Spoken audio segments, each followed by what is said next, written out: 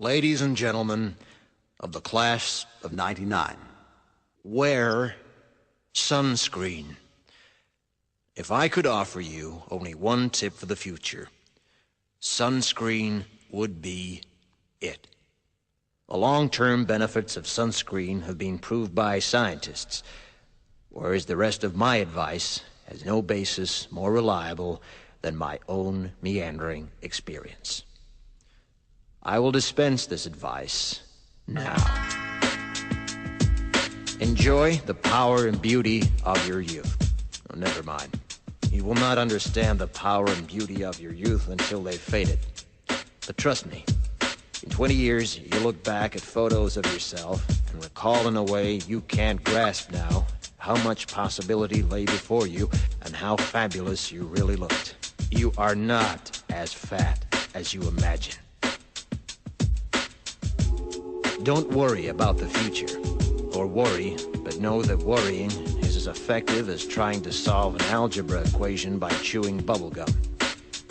The real troubles in your life are apt to be things that never crossed your worried mind, the kind that blindsides you at 4 p.m. on some idle Tuesday. Do one thing every day that scares you. Sing. Don't be reckless with other people's hearts. Don't put up with people who are reckless with yours. Floss. Don't waste your time on jealousy. Sometimes you're ahead, sometimes you're behind. The race is long, and in the end, it's only with yourself. Remember compliments you receive. Forget the insults. If you succeed in doing this, tell me how. Keep your old love letters. Throw away your old bank statements. Stretch. Don't feel guilty if you don't know what you want to do with your life. The most interesting people I know didn't know at 22 what they wanted to do with their lives. Some of the most interesting 40-year-olds I know still don't. Get plenty of calcium. Be kind to your knees. You'll miss them when they're gone.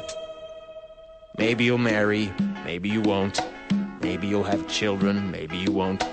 Maybe you'll divorce at 40. Maybe you'll dance the funky chicken on your 75th wedding anniversary. Whatever you do, don't congratulate yourself too much, or berate yourself either. Your choices are half chance. So are everybody else's. Enjoy your body. Use it every way you can. Don't be afraid of it, or what other people think of it. It's the greatest instrument you'll ever own. Dance. Even if you have nowhere to do it but in your own living room. Read the directions, even if you don't follow them. Do not read beauty magazines. They will only make you feel ugly.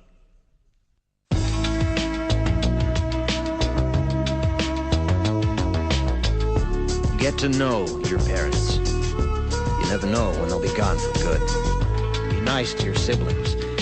They're your best link to your past and the people most likely to stick with you in the future. Understand that friends come and go, but with a precious few, you should hold on. Work hard to bridge the gaps in geography and lifestyle, because the older you get, the more you need the people you knew when you were young. Live in New York City once, but leave before it makes you hard.